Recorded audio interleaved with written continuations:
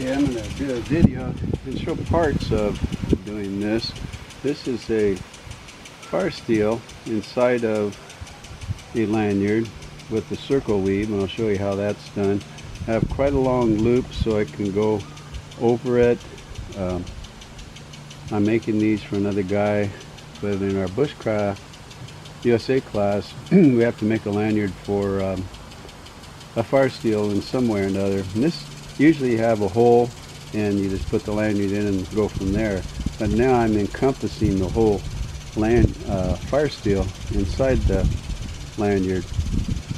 And the stitch is quite simple. You have 4 strands, you loop it over the opposite ends, and then you put this one through. You can see the end of my Firesteel right there. And you bring this one over and put it through, and then you just tighten it down.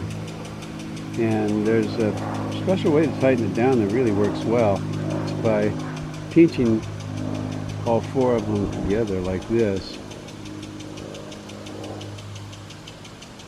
until you get it nice and tight.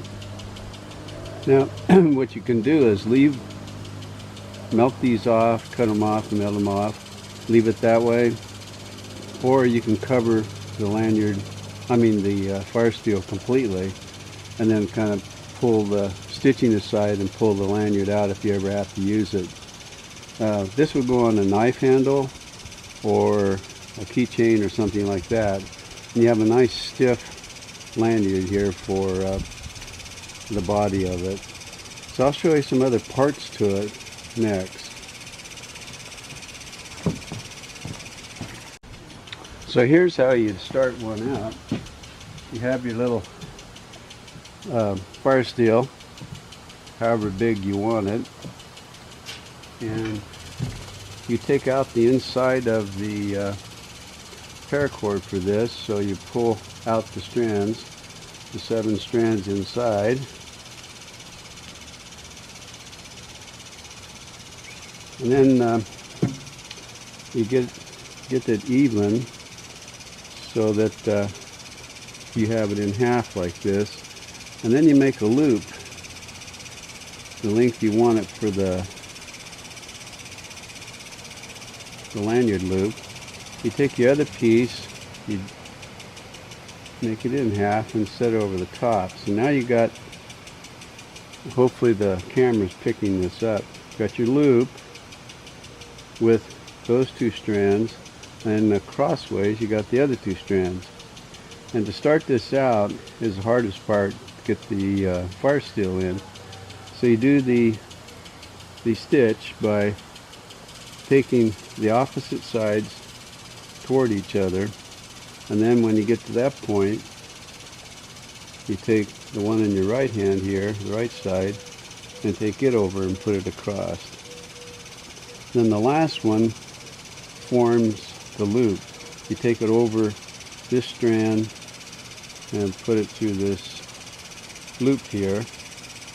I'll stop in a second and show you what it looks like. So you got kind of a over, under, over, under, over, under, over, under, and then you pull that tight. Now this part is really hard because you want to get your lanyard length the right length, but yet you want to get this nice and tight, and so you try to do a little pinching with it and get it nice and solid and as small as you possibly can without changing the length of your loop here.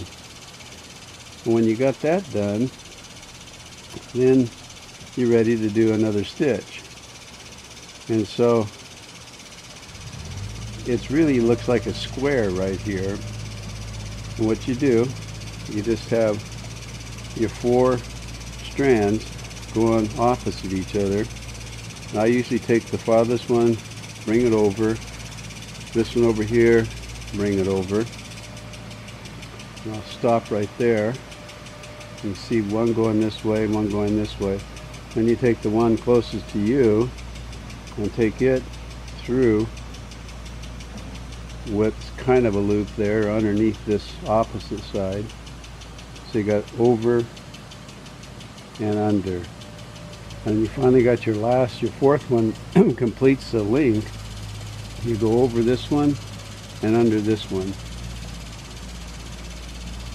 And it actually looks like a square when you're doing it, but when you pull it tight and you keep working with it, then it forms a round lanyard. But at this point you want to put your Firesteel in, and this is really the delicate part. You're tightening up everything around this Firesteel, and the Firesteel wants to wobble and fall out, and so I'm sure you're not being able to see this too well, but I'm pinching the strands around that Firesteel that's sticking up there now. And so I got it started to stick in there. My loop is underneath here. I got my 4 strands still. And I just keep doing the stitching now. And I work around the Firesteel. So let me show you one more stitch. Okay, I take the opposite end, bring it over.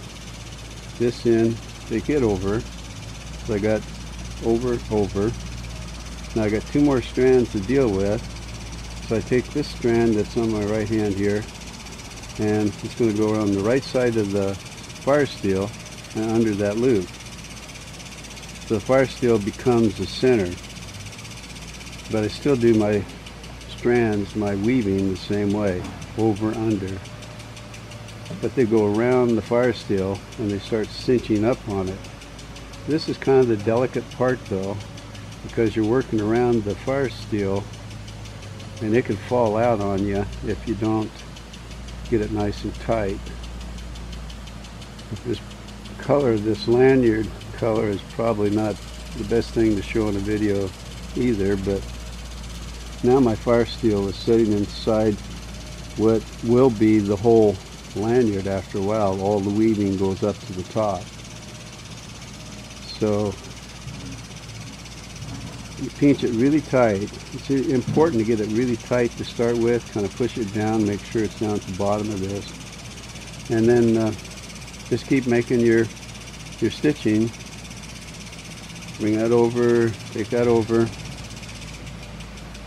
And you got the one toward you here. You take and put it underneath the loop. So it goes over this one here and under this one here, but on the right side of your Firesteel. And you got one more strand over here. You bring it over this strand and under this strand, but it's on the left side of the Firesteel. And again, you just tighten it up, and pretty soon you can start to see a circular type weave going. There's a square weave you can do around the Firesteel just the same way. Not the same way, but another type of stitching. The round is kind of nice. It just looks nice and uniform. And I'll show you next what a completed one looks like. And I know that probably didn't show very well how to do that stitching, but you got your loop that's forming down here, and then you got your 4 strands still out here, and they're opposite each other. So I got one coming right directly toward me, one directly away from me, one to my right, and this other one with my hand right, one to the left. So you got left, one to the right, one straight out, one toward me. And the stitching, I go over, over, take this one over one and under the other, straight across from me. And then the one that's out from me, I take it over and under. Over and under is the whole key. And you just tighten it up again. And I'm really not sure if you're seeing all this or not, because I set the camera in a place where I would hope that I would capture it all. I don't have anybody else filming this, so You got to play it by ear and hopefully it works. But you can see the nice rounded lanyard forming. The Firesteel will be set inside it. Got your loop here you can hook onto a keychain, a knife, whatever you want to do. So that's the start of it. Next I'll show you the finish of it. Okay, here's the completed lanyard, and it looks quite nice. You got a nice round. You could actually pull this apart and pull your lanyard out either top or bottom. The top would be the easiest. The person wants a skull on this, and I'm making these for too. So what you do, you want the skull to rest over the top and sit down here. But to push this cord up through this tiny hole is really hard. And so what I've learned how to do is to take a strand of one of the inside pieces of your lanyard, put it in the loop like this, and I'll slow down here in a second. So you put it like that, you loop it through your lanyard loop, get your ends so that they're together, and you stick them, let's see, I get down here and make sure you can see, stick them in through the skull hole. Whoops. I'm all fumble fingers here doing the video. I'll lick it so it stays together better. Okay, so you stick it up through the skull, and you got your two pieces like that. I'll stop here so you can see it. So there it is. But you want the cord to go up through the skull head itself. So all you got to do now is just pull that cord. I'll do it slowly. Pull the cord up through until it rides down on the bottom of the lanyard. Then you take your inside layer out and you have it done. And depending on if you like skulls or not, you got an attractive lanyard with your Firesteel inside. So that's the whole lanyard. I showed you the start.